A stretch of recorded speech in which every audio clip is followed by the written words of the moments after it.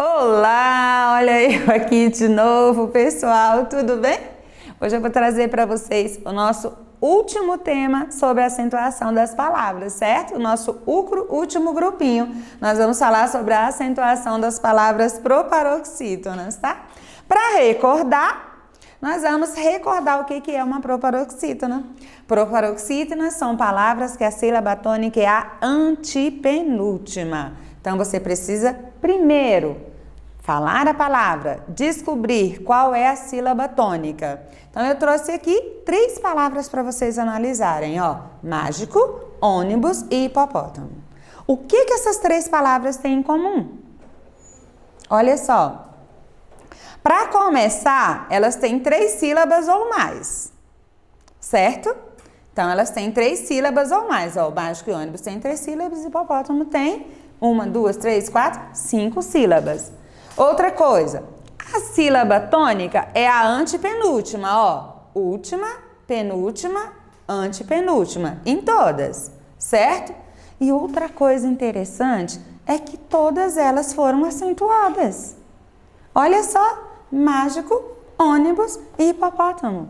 Todas receberam acento.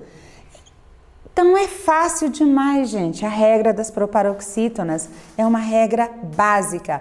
Todas as proparoxítonas são acentuadas. Elas devem receber acento agudo ou circunflexo, sem exceção.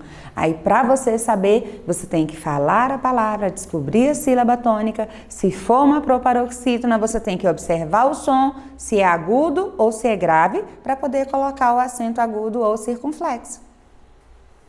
E nós temos também, no nosso livro, a questão do reforço ortográfico, certo? Que nós vamos trabalhar o que, que e o quá. Na aula passada, nós trabalhamos o ge, gui e o guá. É a mesma regra, certo? O reforço, o que e o que, desculpa, o que e o que, às vezes o U é pronunciado, às vezes não é. Lembra do ge, gui? Às vezes você pronuncia o U, às vezes você não pronuncia. É a mesma coisa do que aqui, ó. 50.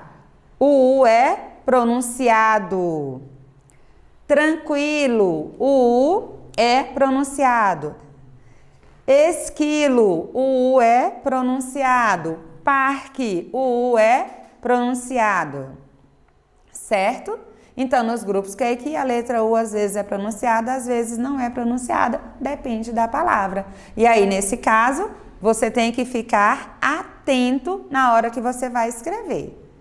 Já o quá é a mesma coisa do guá, ele tem que ser pronunciado. A vogal U é sempre pronunciada no quá e no guá. Então, nós temos quati, 40 e quadrado.